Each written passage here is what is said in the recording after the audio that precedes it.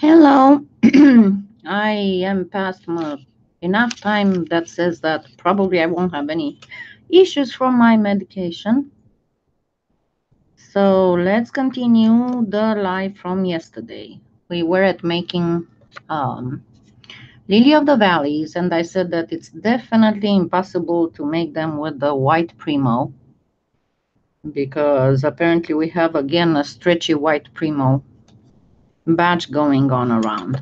So this is translucent, this is white, and I got, as you can see, a very thin sheet of translucent, and I'm going to add some white to it,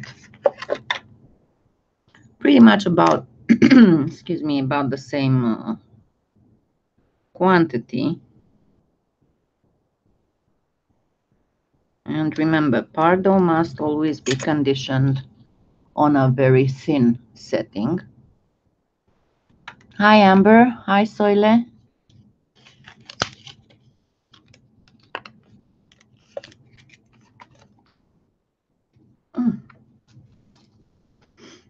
So what I need to do is to just condition and mix these two.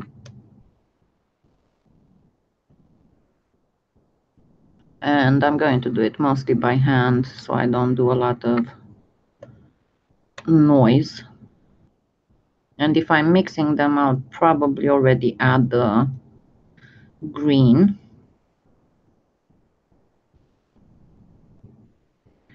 So it will be there.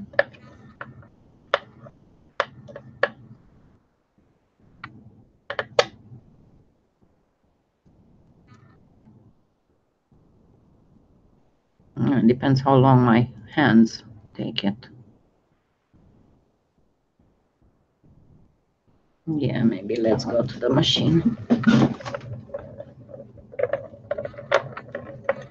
Oops. Good job.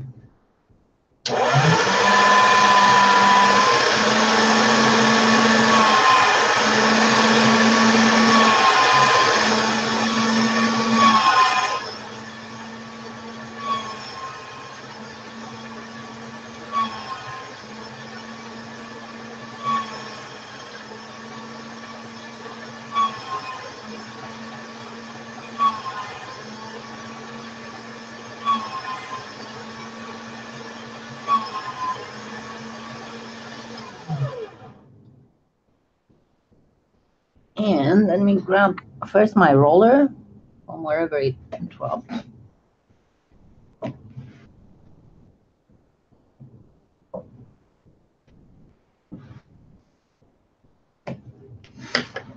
Sorry for that.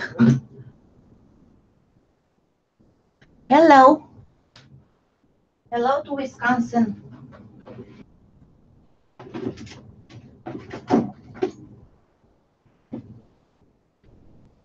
And I'm going to use a little sliver of peridot. That is the perfect green for that ginger green that you can find in the Lily of the Valleys. But I'm going to get, just the tiniest sliver.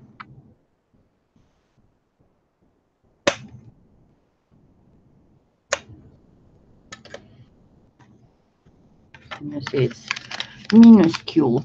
Hi, Suzanne. Thank you. Yeah, I had to wait and make sure that I didn't have any more happenings. Okay, and I'm going to place this sliver of peridot right here.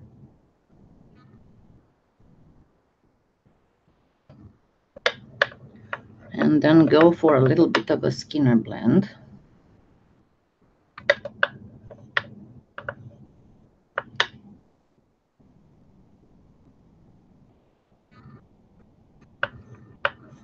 Because I don't know if you remember, but we were talking yesterday about the fact that Lily of the Valley has right near the stem a slightly greenish tinge. Well, it's a gift from one of my sponsors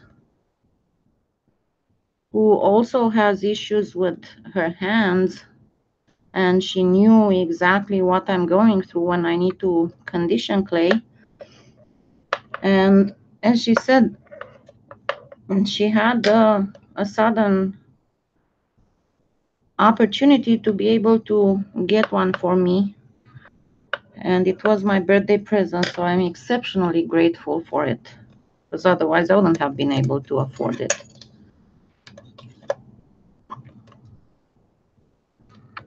But it definitely makes things much easier for my hands.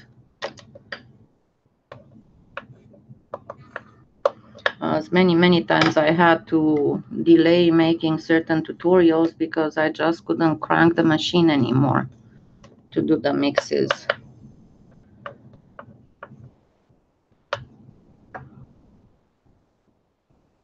Good. Yeah, and then you can watch it in replay when you wake up if you decide to make any of these flowers. But as you can see, you don't necessarily even need a machine to do all this. And the thing with the Pardo, and I think I said it before, the trick, because I explained that in my tutorial on how to condition Pardo, the trick is to heat it, always to condition it on the thinnest setting and pretty much make sure that it gets heated up from your hands, because it's beeswax based. So you practically need to get that beeswax soft, warm and soft, so the whole thing will get softened. But what I had discovered that speeds up, hi Teresa, is I just take my heat gun and warm up the rollers.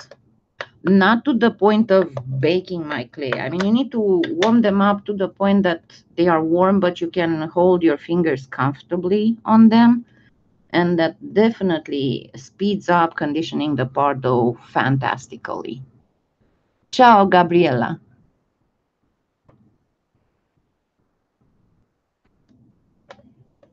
È la sera in Italia, no?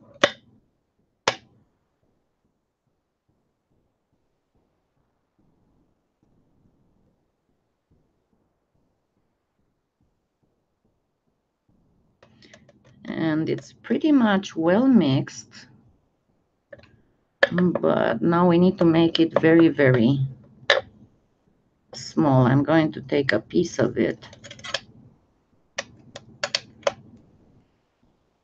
and reduce it some more, which I'm going to stack it to reduce. And I need to reduce it like this to make the little bell shapes.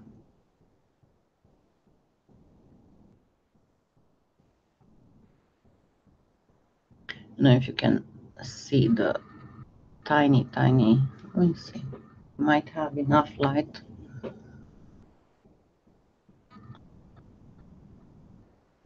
The tiny green shade. Give me just a second.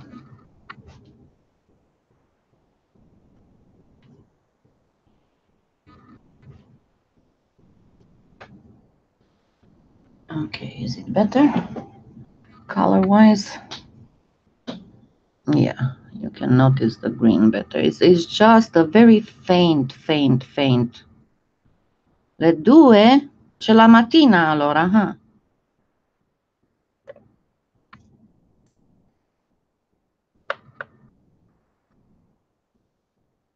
Okay, and see, it's still too wide. So I'm going to reduce it even more, but for that I'll stack it again.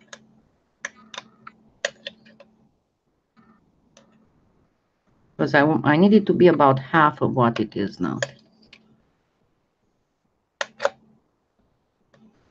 Because I don't know if all of you have seen the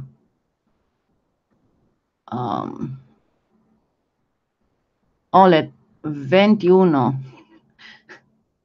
I read 2. No, 9, sí.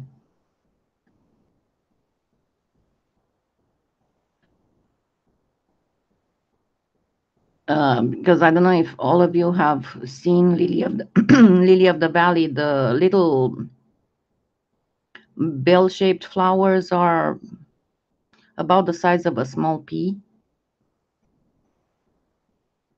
So that's pretty much what we need. So you need to really, really reduce this a lot. This should be about right. And then try to extend it and make it thinner without allowing it to widen too much.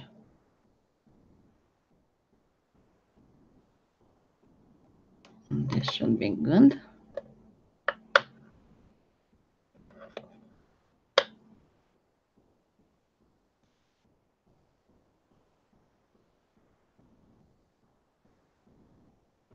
And now let's try that trick once again. So let's get it straight here.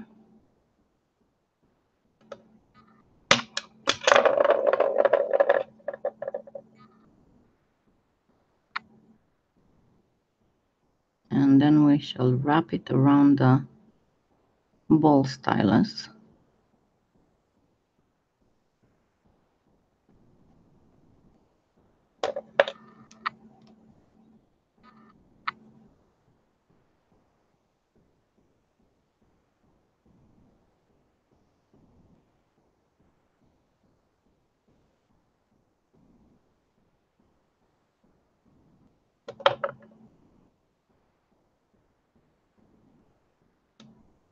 And to try make the camera focus.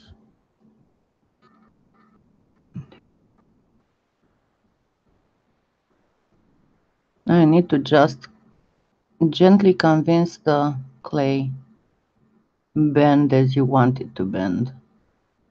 You'll just have to go little by little.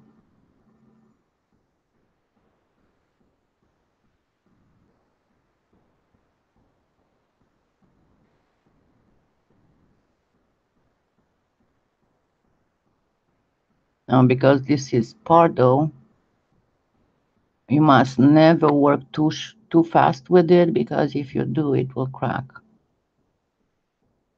You need to be always in touch with it and have it nice and warm and work slowly.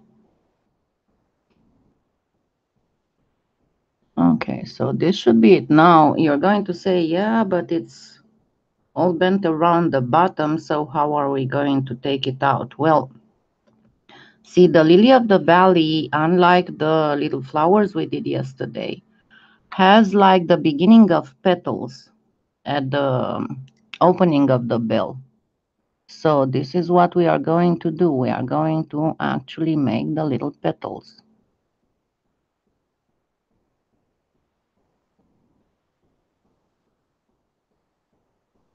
I know this is very detailed work, but if you try to imitate the tiny flowers of spring,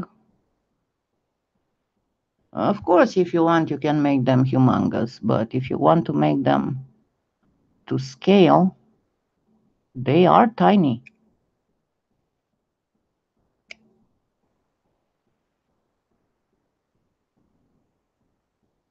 So first shape the petals.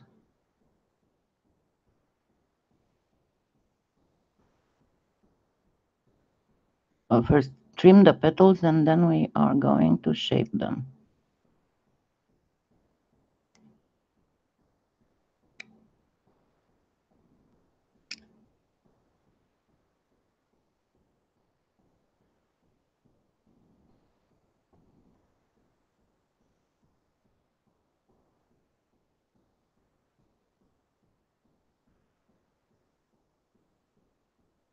Yes, they are a little bit dangerous. And yes, in Europe it's a wildflower.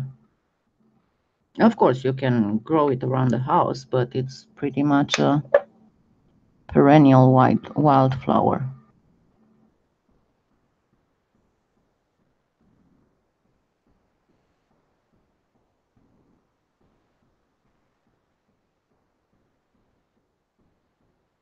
Now, the best thing is if you have glass beads this size, you can actually bake them on the glass beads and just remove them after they are baked instead of removing them. This, this, this is way more difficult. I'm going to look for glass beads here in a second. I think I have some agate beads.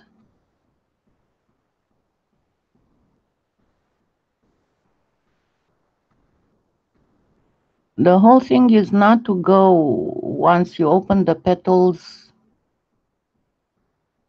Your opening should be at about the middle of the sphere.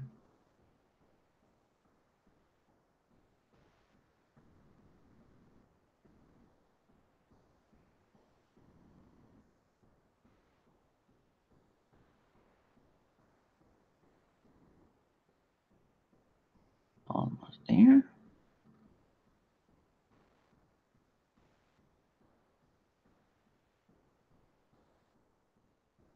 There we go. Got our little lily of the flower, lily of the valley flower. And you can just gather them a little bit more at the bottom.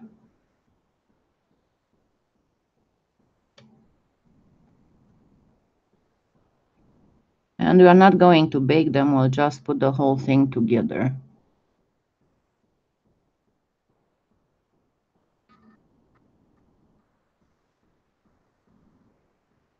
Trying to get the...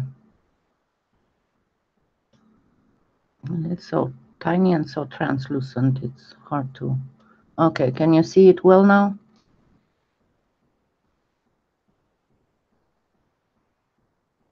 Okay, then the next one I said will be let's make a daffodil. So do we want to make a yellow one or do we want to make a green one? White one. Because I can make it with this easily, even if it has a little bit of green.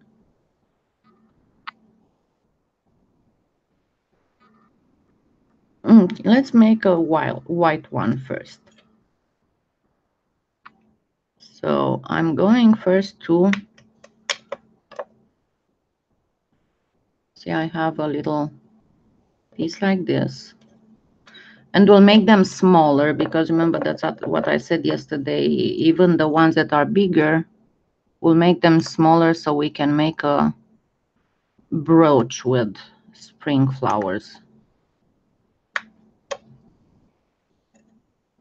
And practically what I'm doing, I'm going to just stack these and form some petals.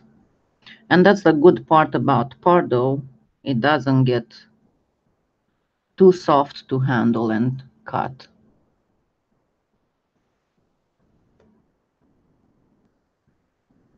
Yeah, it would, wouldn't it?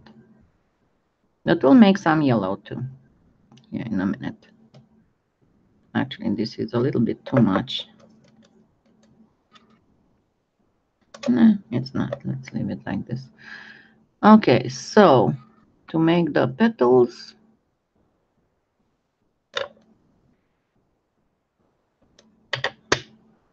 this is all we need to do. But then we have the very middle of it, right? That sounds a little bit more complicated. So we need a little bit of red or orange or even yellow, because depending on the variety, they can have all those colors.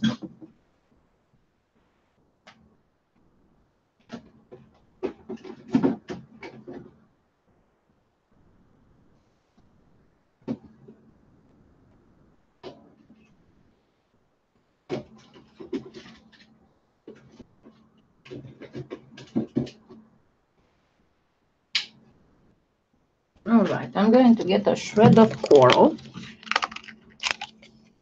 It's a good color.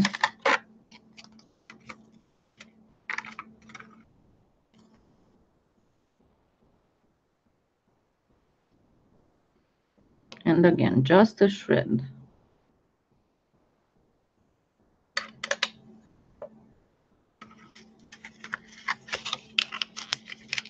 I know, I don't work with insane amounts of clay.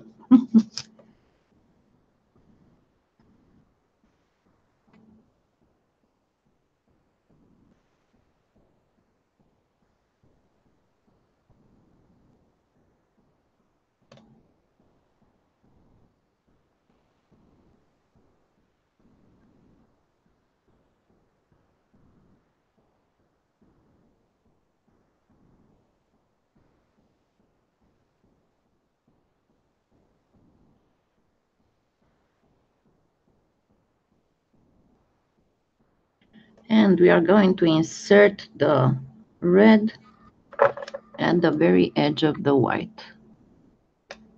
I'll get it closer to the camera so you can see what I did. Okay, so I trimmed this piece.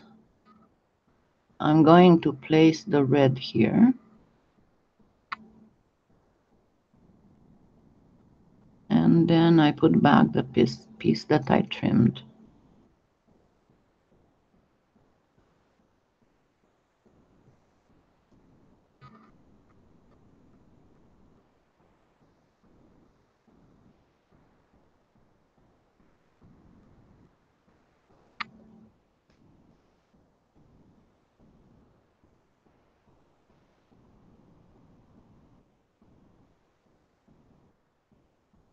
And again, I'm narrowing it a little bit.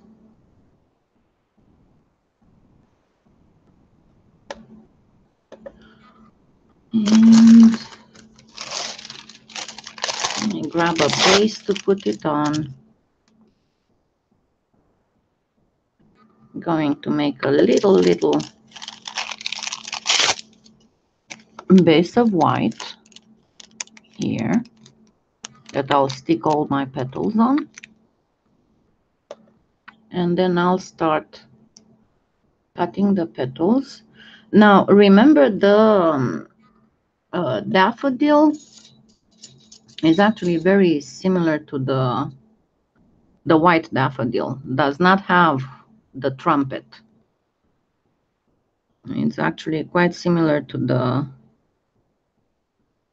flowering tobacco.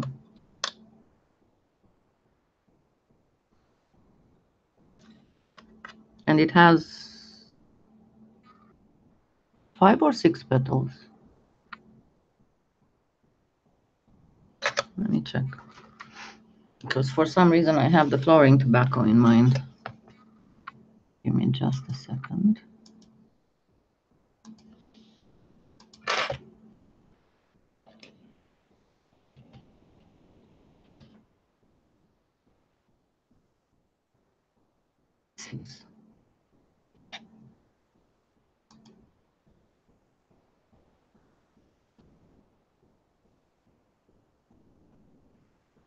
Yeah, 6 petals.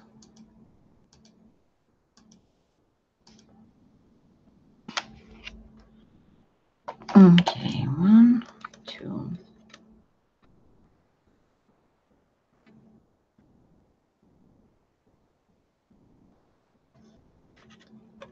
And do I have enough?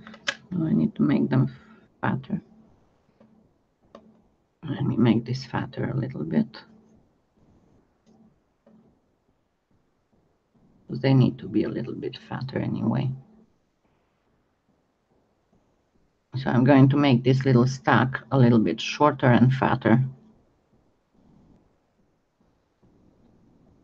So I can cut 6 petals out of it.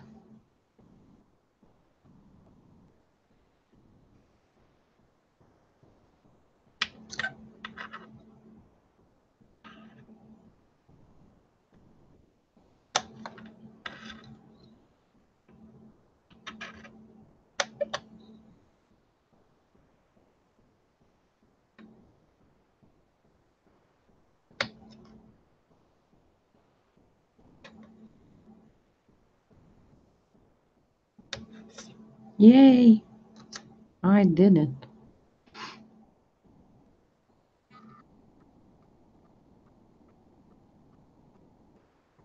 Yeah, I told you for some reason I had in mind, I could see in front of my eyes only the flowering tobacco. Flower.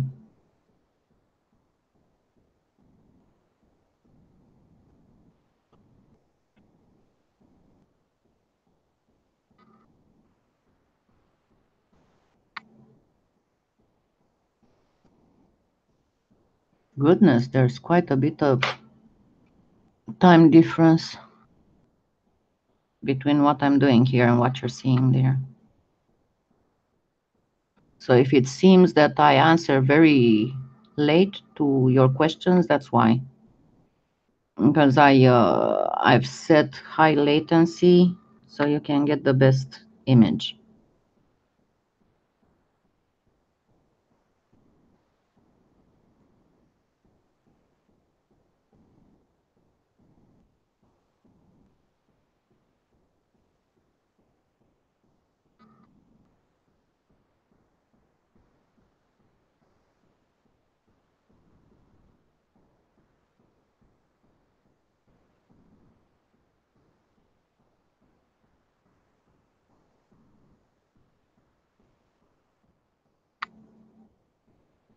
And see how I'm making a fatter lozenge. Yeah, pretty much that.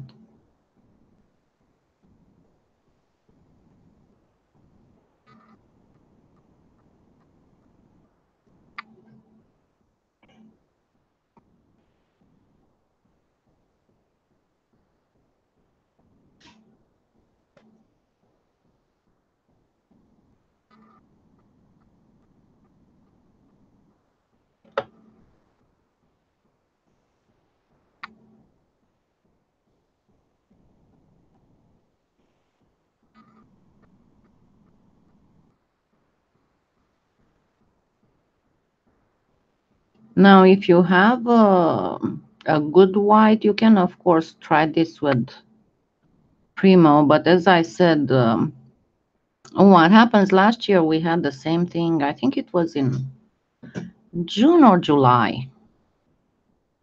The white Primo seemed to be horribly stretchy and very plasticky. Even when it was cured, it felt like vinyl. And that lasted for a couple months. I don't know. You know how Polyform always says, oh no, we didn't change anything in our formula. And I think that that's so much BS. So now it's the same thing. Oh, yeah, and last year we also had the weird translucent. But now it's the same thing because I had the 1 pound white, and I was curious, and a friend told me that she had the small package white, and it's the same thing. So depending on how your white is, if it's not too stretchy, because you saw what happened yesterday when I tried to do the little lily of the valley on the ball stylus, it would just stick to everything but the ball stylus.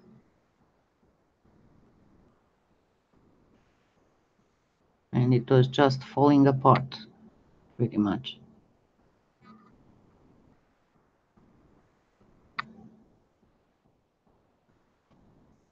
Okay, now I can start putting these together.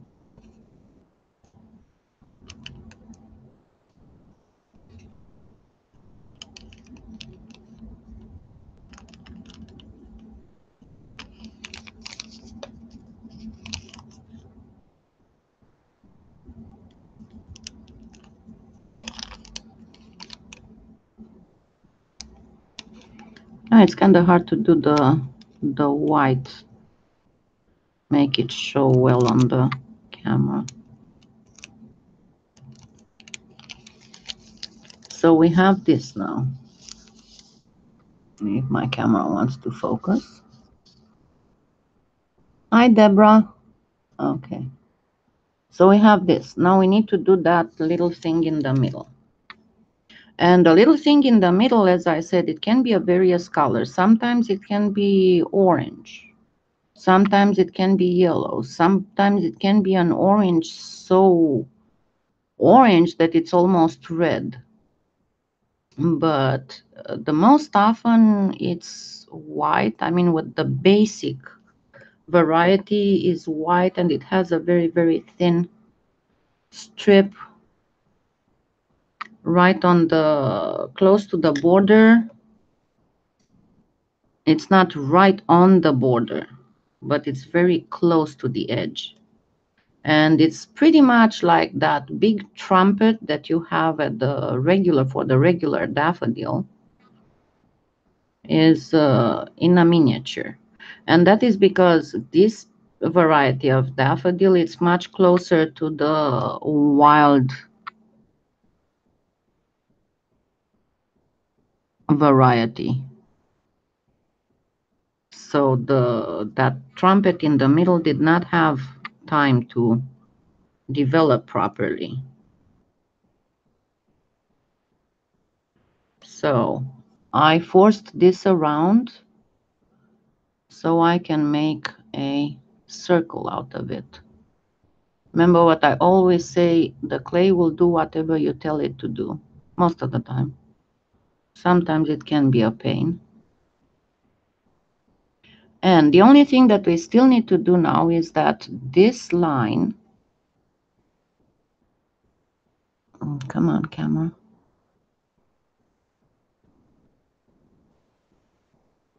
Come on, camera, come on.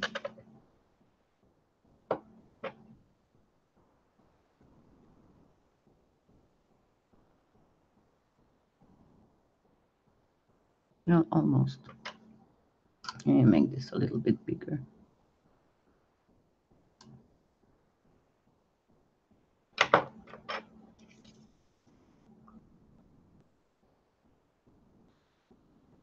Thank you, Rosie.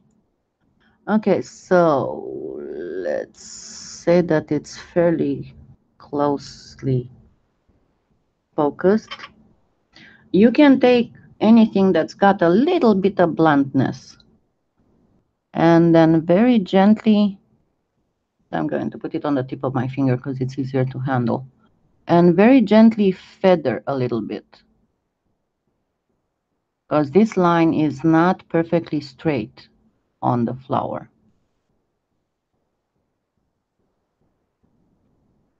So just pull the collar and push it. Because that's all you need to do. And you can do this with a ball stylus. You can do this with a toothpick. Grab a toothpick.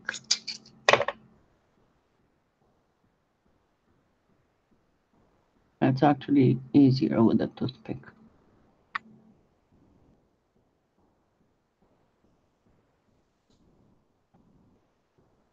Come on, Miss Camera. There you go.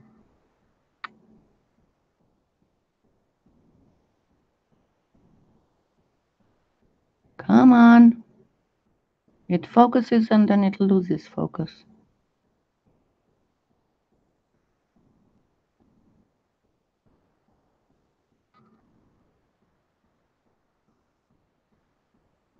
There we go. I'm trying not to move now that it got in focus again. So you do first towards the inside and then do it a little bit towards the outside too, to get more of this line being slightly deformed.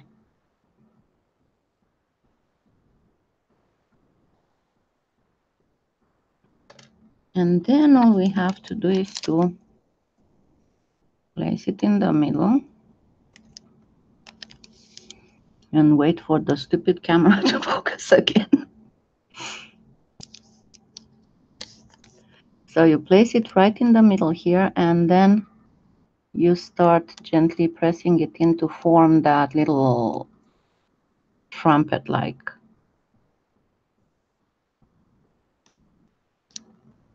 shape. And once you formed it, get the back of your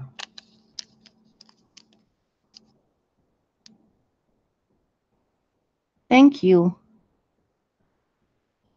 the back of your X-Acto, and do a few lines here.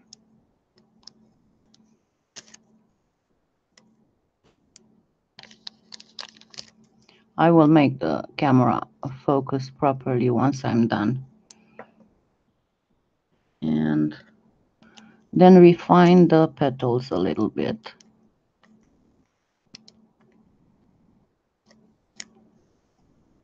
And you can do the exact same feathering on this little bit of green. And instead of green, you can use yellow, because there are so many varieties of daffodils. But now I need to do one more thing here. And normally you can use yellow, but I just have some gold handy right here. So I'm going to use just the... So as I said, normally for this you use yellow. But I'm going to use 3 crumbs of gold.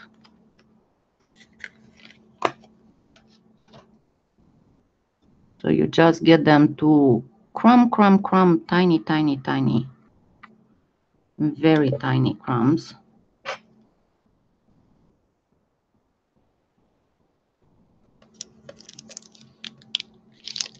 And place them right in that.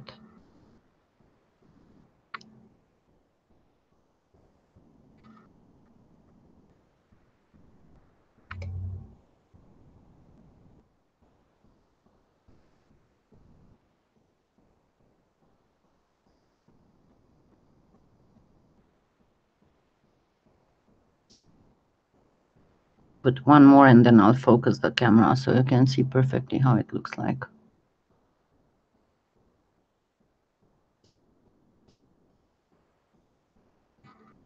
Oh, I grabbed the green from somewhere. Hold on.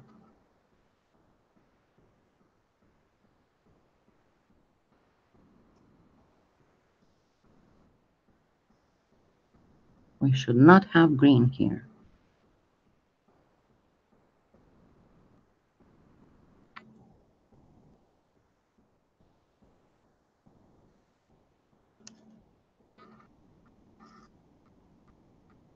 Okay, now you should be able to see it very well. So, as I said, at this point, you can start refining a little bit the petals.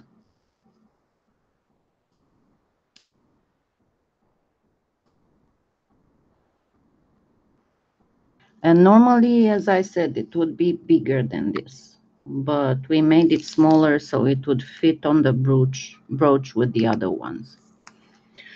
And now you want to make a yellow one?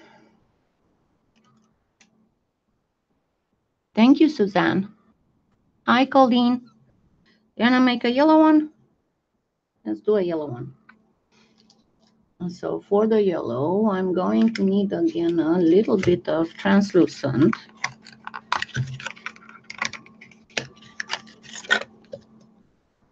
Just a small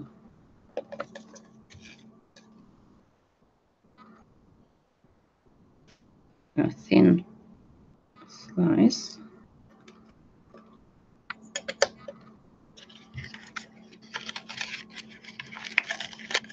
Now, if you work with cernit, cernit is the best for flowers.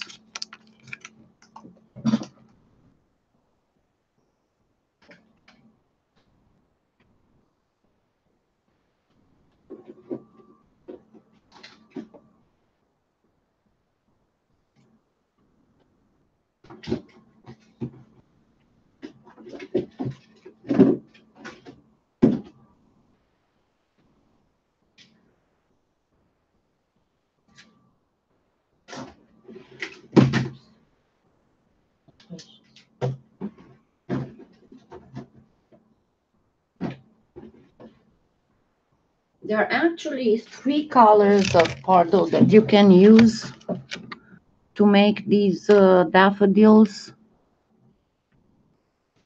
One would be the lemon calcite, and this is the jewelry.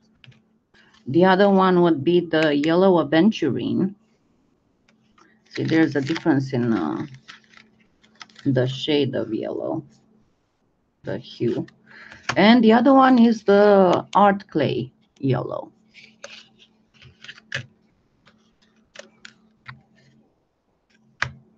Excellent, Amber. Okay, so which of them would be the best? Let me use the regular yellow, and then we'll do the trumpet with a little bit of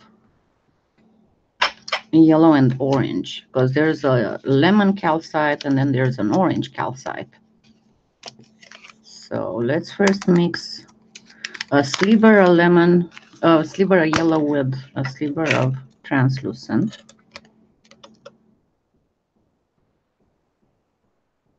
We don't want it to be fully translucent, but we want to have a little bit of translucency. And this is too much. And I'm sorry, yeah, this is art clay yellow. And then you have in the jewelry, you have the aventurine yellow, and you have the lemon calcite. And if you want to know more about the jewelry clay colors, I almost completed the whole list. If you go on my website, I have the whole list of colors, because some of the colors in the jewelry clay have pearlescence and some actually have some translucence. So if you want to know what to use, you can go on my website, and I have the list there with each color, almost each color. I still miss a few colors that I'll have to order from Europe. And if you did not sign yet the petition for Pardo, please do so. Sculpey 3, I would not use that.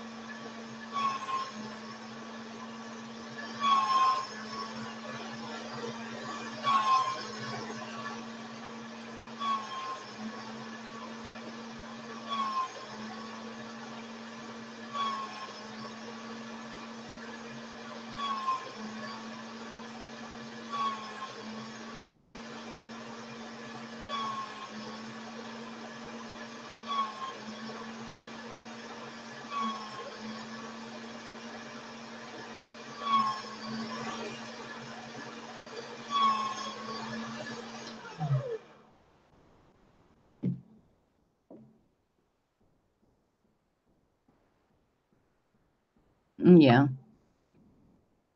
Yeah, Pardo is a little bit more difficult to work with, because it's I mean, until you get used to it, because it's very different than the other clays. But the the look that you get with Pardo is so much better than with other clays that it's all worth it. But yeah, don't use Sculpey 3. Sculpey 3 is a clay for children to learn how to work with polymer clay, and no matter how well you condition it and no matter how well you bake it, it will be very brittle. Original Sculpey? Yeah, but that's not in colors. Yeah, air dry clay is good, but the thing is that you only have so long to work with it. I use mostly epoxy sculpt when I need to make armatures for sculptures, or when I have to set the eyes in sculptures and things like that. But for things that require a lot of delicate sculpting, you might not have the time. And especially with my health issues, I don't really dare using air dry clay anymore because I work for a while and then I have to take a break. So what's going to happen to what I did? Mix, what kind of colors do you mix? What do you use to color it?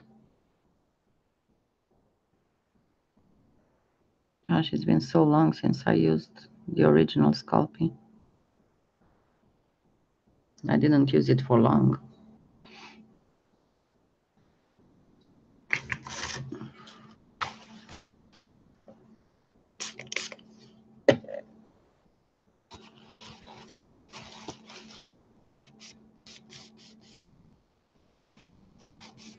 And is it cheaper that way if you just get the original Sculpey?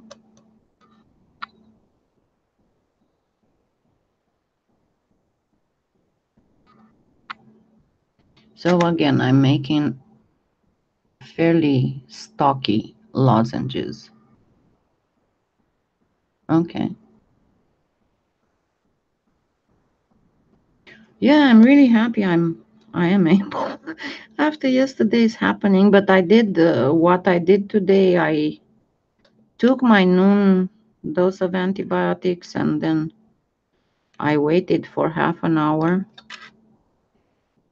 to make really sure that I don't get the same thing as yesterday. But no, the thing is for sure with these antibiotics, I need to take them while I'm eating. So eating first and then taking them is not working.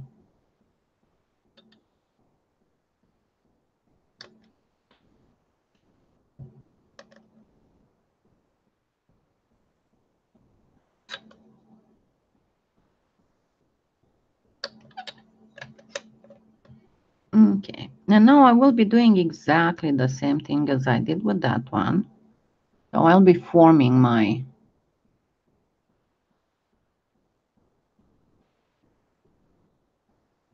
petals first in the same way because they are practically the same thing.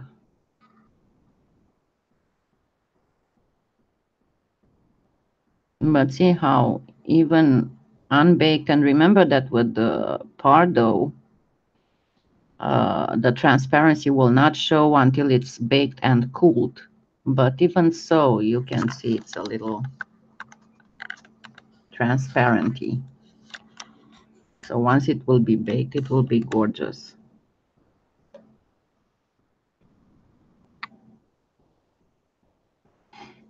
Oh yeah, the Scalpy firm is really neat.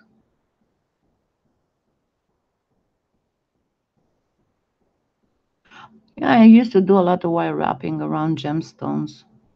When I was doing fairs, that was an awesome way to spend the time in the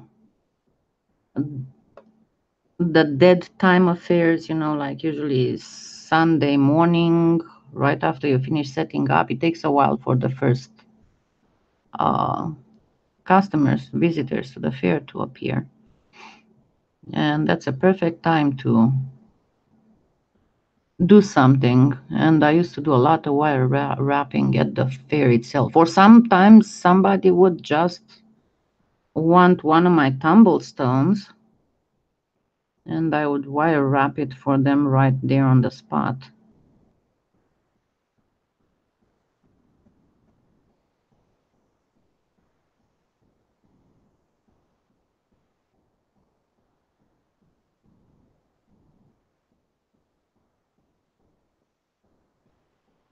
Yeah, but the one that Teresa's talking about is more firm than the original.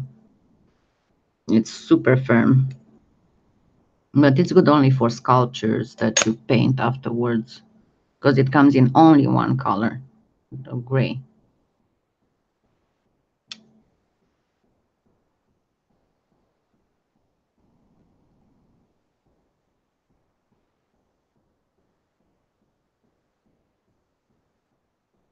don't really have a lot of choices with it. But it holds detail, absolutely gorgeous.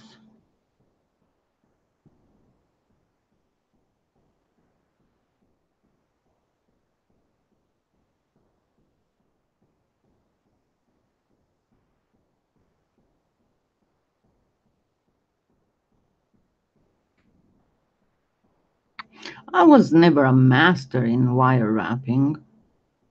You know how I see people doing practically a filigree of wire wrapping, but I know how to do a pretty good job, I think.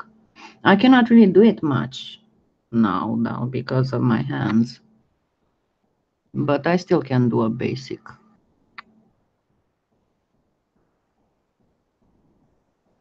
It's just a matter of pinching and grasping that's killing me.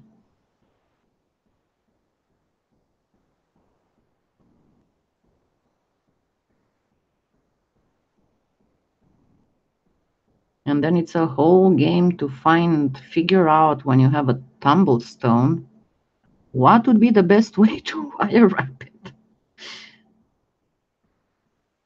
As the person who taught me to wire wrap told me once that there is no stone that cannot be wire wrapped. And I actually challenged her a few times, and every time she found a way to wire wrap that stone to look beautiful.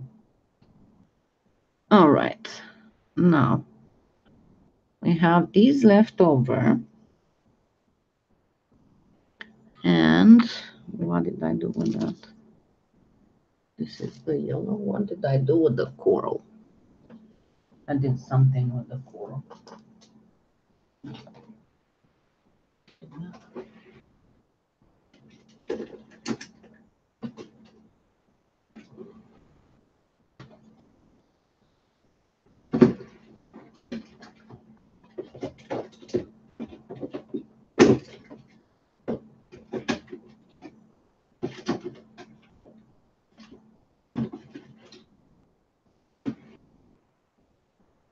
I did not put it back. It's somewhere here. It's not here. There it is. So I'm going to mix just another little sliver of the coral in the leftover yellow and mix it real good to get a more orangish color for the little trumpet in the middle.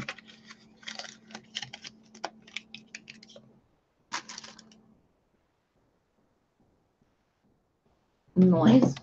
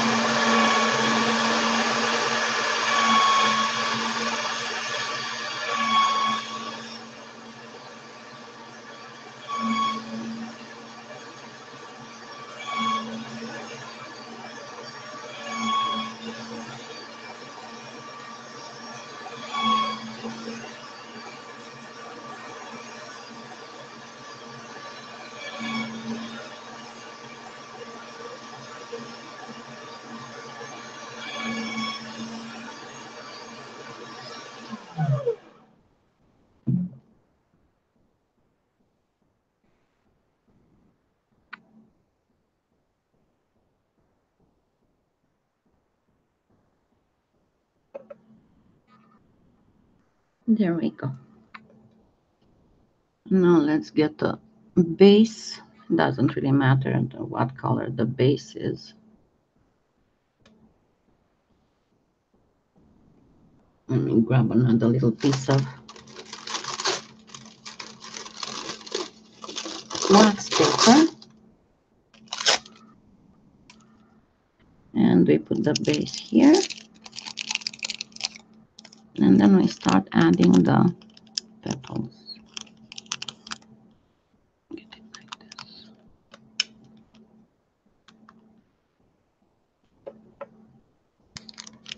And I always, when I do 6 petal flowers, I always, if you noticed, I put the ones opposite first, and then I add the flowers on the petals on the side to make sure that I do a well balanced job.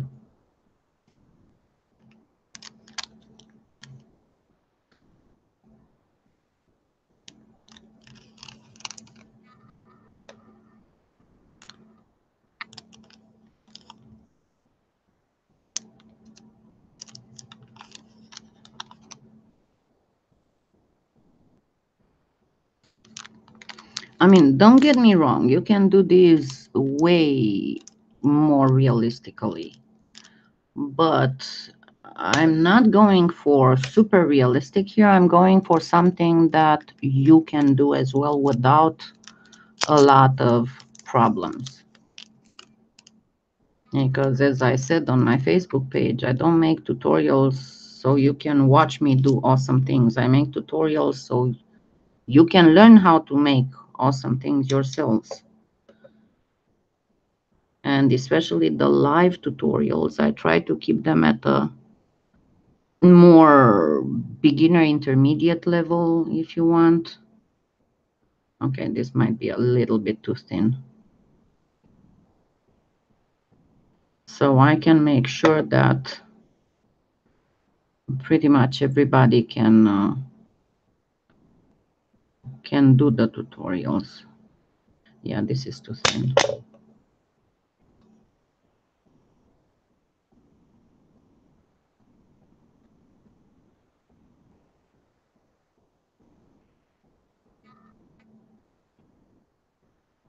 Yeah, it looks like lemon taffy. It does, doesn't it? You should see what Randy Ketzel did. She did some cicada beads with translucent cernit, and they look like candies.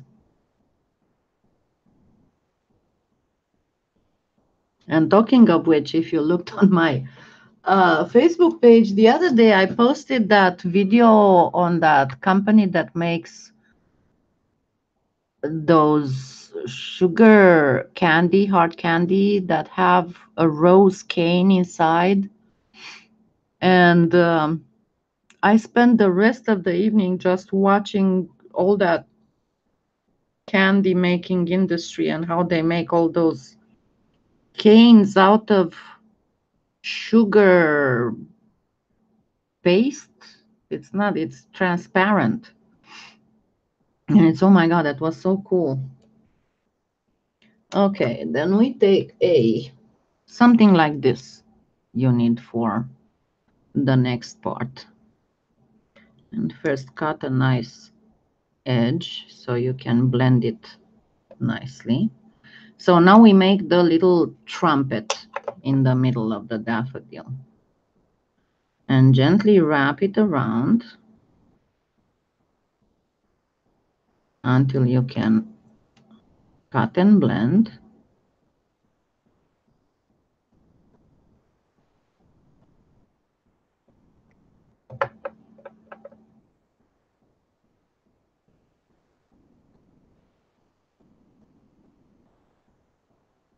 Yeah, millefiori candy pretty much.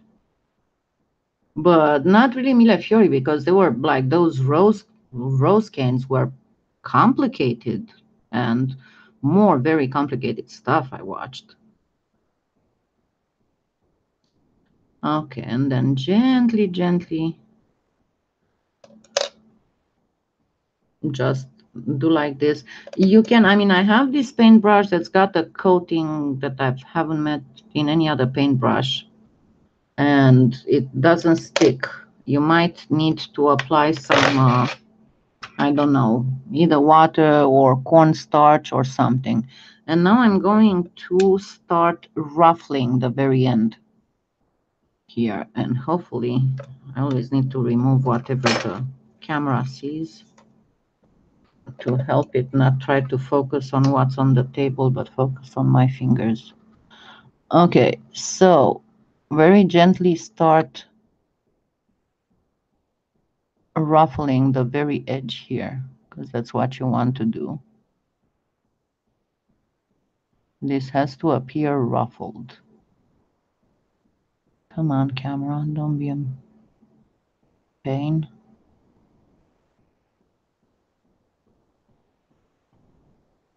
Hold on, let me try and do something. Give me just a second.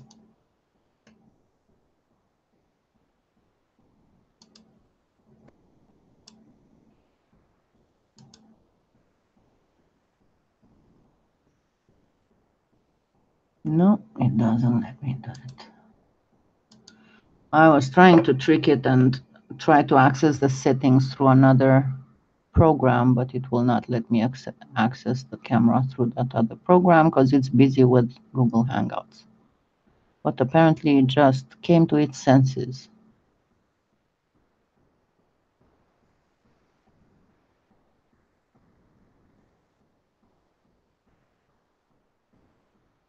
Now that I got this one, now I can get one that's a little bit larger.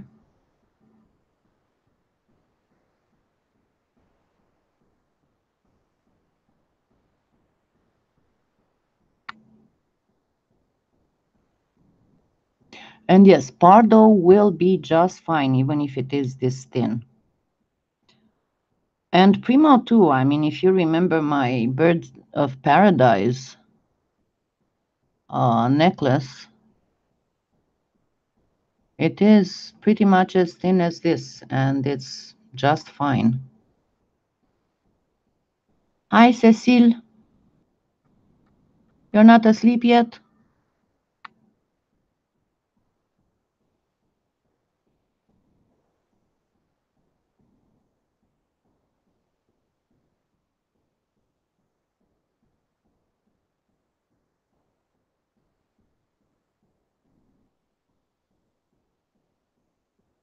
Come on, stupid camera.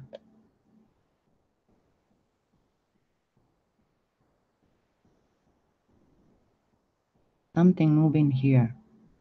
Focus.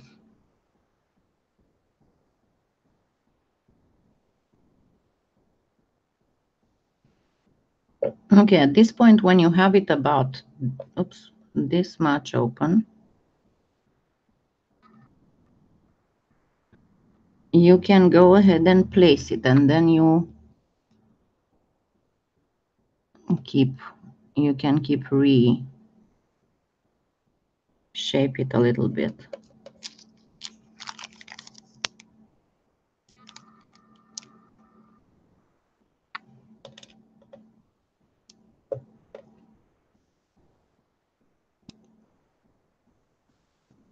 And at this point, you can just grab your toothpick and very, very gently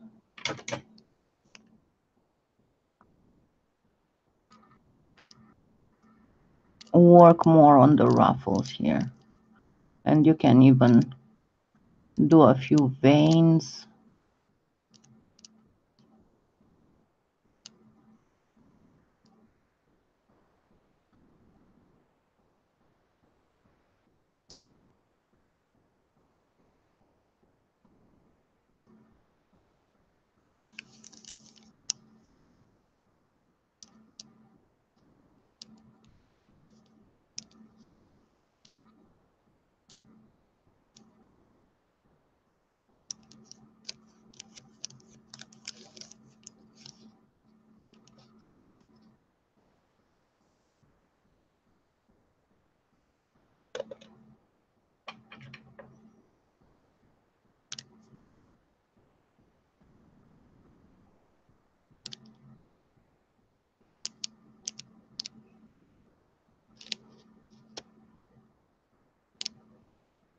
And that would be the yellow one. And you can, of course, make this longer. It's up to you, but I didn't have enough orange. So once we did this, I'll see if I can do that tomorrow, hopefully. We'll put the brooch together because I didn't get around to make the other little flowers. But you can actually make a brooch just with this. All you need to do is to put it on a base.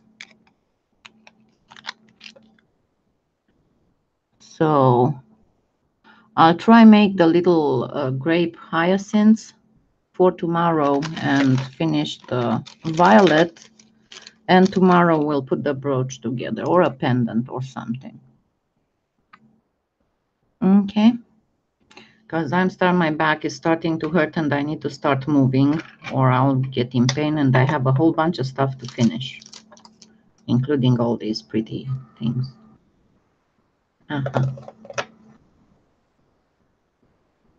And the first part, do you want to see next the Royston turquoise tutorial on YouTube?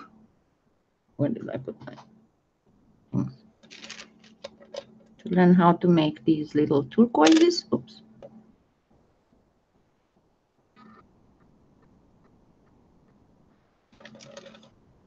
I'm going to work on it next. And I'll put, because initially I wanted to make the turquoise tutorial part of the next tutorial, but then I was like, nah, let me just put it separately so you can learn how to make this kind of turquoise. So, alrighty, then I'll be working on that, and then next I'll post. Oh, by the way, the piñata inks will be here Wednesday.